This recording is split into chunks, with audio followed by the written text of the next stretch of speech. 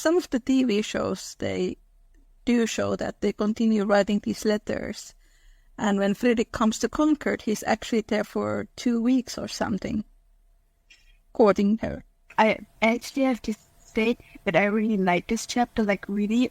And I also think it is very important that Louisa May Alcott included the fact that even when they were apart, they like continued writing letters to each other.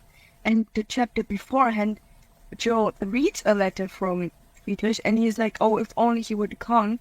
And it's like a wish come true to her. Exactly. It's this secret wish that she has, that he would return back to her life. Yes, and I also think it's very important because Joe literally craves for company in this chapter. But the thing is, like, she has her mother with her and also her father, but she even says that she wants to try all kinds of love that exist. Like, she isn't really satisfied any longer with only the love of her mother, of her parents, or of her sisters. The previous chapter called All Alone, there's really this long monologue that she has about how lonely she is and how she longs to find love. And I think she says that her heart is so elastic and that she would like to try what romantic love feels like. And this is such a misunderstood part about Little Woman. We have discussed about this before, that people really do not seem to read the book at all when they talk about Joe wanting to be independent or whatever. Yes, and to be honest, I think, like, even if a woman, a human, has a partner, it doesn't make them not independent. Like, I mean, relationships can enrich people, and that is the same with Joe and Friedrich. He enriches her, but she still has her independent side, and they live together in a very beautiful harmony. Yes, and if Joe would have married Laurie, that's when she would have lost her independence completely. Because Laurie's demanding at that time, especially because he had matured, were like, "You have to take care of me, you are the mother to me, and since that's just what you did, you will take care of me 24 hours a day, and when I'm angry, you will do whatever I want you to, etc." I also think in this chapter, and surprises, she completely forgets to compare Friedrich to Laurie. And I think it's also like a funny thing because she has idealized Laurie very much, but in the end she stayed true to herself and she fell in love with Friedrich because he is the right man for her. Laurie at that time was a man. He himself states it in that chapter. Also in this chapter there is a apology from Laurie, which I find very feminist thing for Louisa May Alcott to write, but like we have discussed in this podcast, and you and I have discussed this in our private discussions, that this is one of those things that is not in the adaptations either, because Laurie is so incredibly idealized.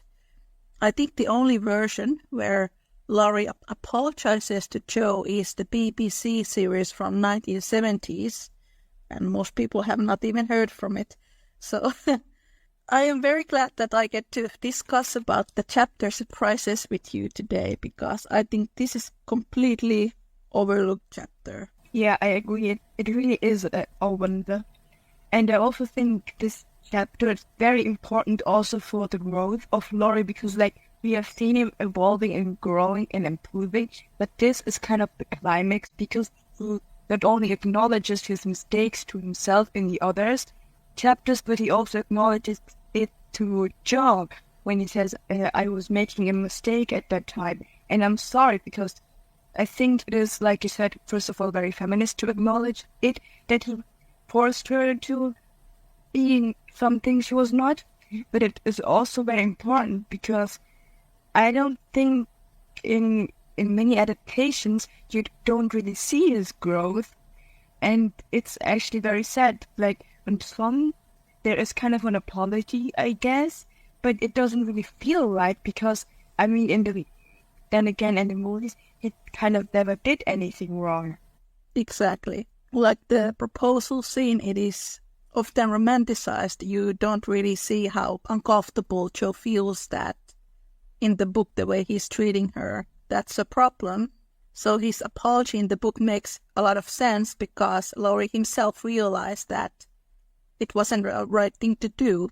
That is true. And I also think it's important that Louisa May Alcott did have Laurie apologize. It is also an ideal way of showing that men can change and better, and that they have to acknowledge it. Like, I think any other author wouldn't have just glossed over it, but I think it is very important that Louisa May Alcott didn't gloss over it. And I think it's also important that Louisa May Alcott did have Jo uncomfortable with Laurie being so possessive of her, because, I mean, who wouldn't feel uncomfortable when their friend would force them to something they didn't want? Yes, it's kind of interesting because in later chapter, I think it's under the umbrella, Friedrich says that he thinks he knows Jo very well, and that's why he does not force himself to her. Then we have Laurie, who has known Jo since he was 15, and then he tries to force himself on Jo. And you would think that it would be the opposite. Yes, that is very much true. And I often have to say, I really loved how Friedrich was introduced in New York.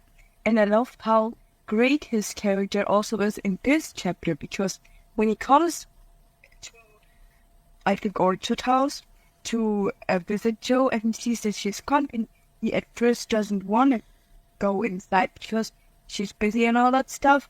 But then he stays because Jo looks at him in such a way, and because she just throws him into the house, kind of like she shawls him into the house, and how he doesn't change for Jo, like he doesn't pretend he is somebody else who talks to Jo's parents. He is still himself.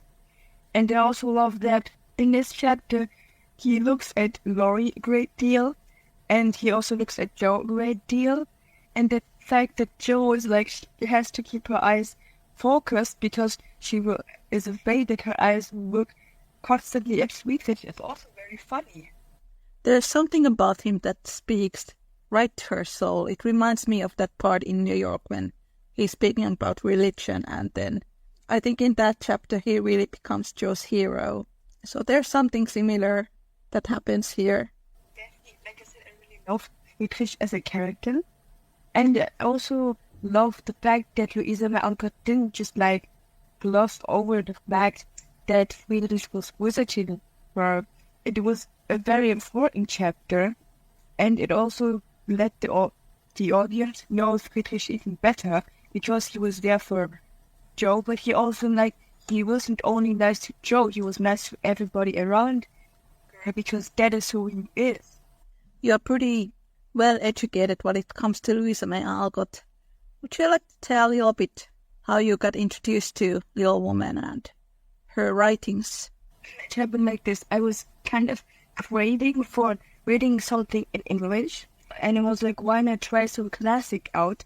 And then it was the first time I kind of discovered it, but there are kind of a few bad reviews, so I wasn't really sure, and I couldn't get a reading extract of it. So I thought to myself, let's wait a bit. But then, when I got to the shop to look for some English book, there again it was, and it was the whole version of it, I think 777 pages, and I read a bit into it, and I was like, okay, this is the novel I really want to read. So I started reading this one, and I fell in love with her writing, and then I read her other novels as well, and the one that also had a real big impact on me besides that the When Will Also Work, because it is such an incredible novel about the women. The funny thing with it is, the biggest to the Meg is really how I always imagine my own aunt to be. I have two of them. The older one especially reminded me of her, and that is really thorough.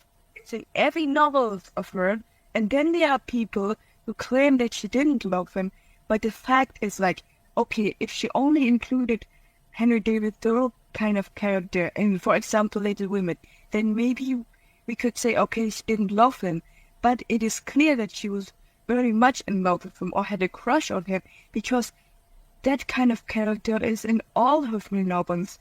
Meg, David. I wouldn't say Tom in an old-fashioned girl is completely like him, but when he matures, he also kind of becomes that kind of archetype. And I think it is really important. Adam in Moods is also based on Henry David Thoreau. Yeah, right. I really forgot him. And then there's the German man in the Queen of Hearts. He's based on Henry David Thoreau. So the list goes on and on. At some point, maybe in this podcast, I will go through all of these Henry David Thoreau archetypes. Yes, you are correct. He appears in literal disguises in pretty much every single Louisa May Alcott novel or short story. Yes, and also in A Fade to Long Lost Shades, I think that's what it's called. It's quite a school. And I think that one is also very important, because in that one, Henry David Thoreau is kind of his archetype character is, I think, Father Ignatius. I don't know, I can't remember his name, but I think that was his name. And he also kind of really reminded me of Friedrich, but I have to say, I still love Friedrich more, because I think, for me, out of all the Henry David Thoreau archetypes, I think Friedrich is the one who speaks mostly to my heart, probably because he's also, because he can talk German.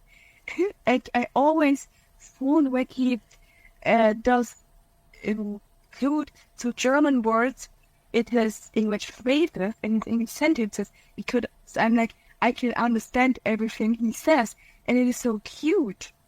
Yes, and it's adorable because in Little Woman he's still trying to study English and he speaks with a broken English, and then he throws these German words here and there. Then in Little Man, the narrator says that he has improved his English a lot, but he still uses some of his favorite German phrases like Schatz and mein Son, and yeah. Yes, that is true. I also have to say, I think it is also very important for him to actually use this kind of, he has a very open vocabulary, I'd say. And I think it's also very important to note that he didn't come to New York for himself. The reason why he came there was to provide for his nephews. And I think it also shows his very caring nature. Thought just came now to my mind. It's also kind of a parallel to Louisa May Alcott when she wants to provide for her own nephews. And I think that was the reason why she even started writing Little Men. She knew she wanted to write another book to the series, but she was like, okay, I have to provide for my nephews because their father just died. And then she wrote Little Men. Hello friends, it is Niina from the Little Woman podcast. Just to let you all know that the Little Woman podcast episode transcripts are now available as books. You can find them as paperbacks and ebooks. They are wonderful reading for all the fans of Louisa May Alcott. You can find all the links from the description.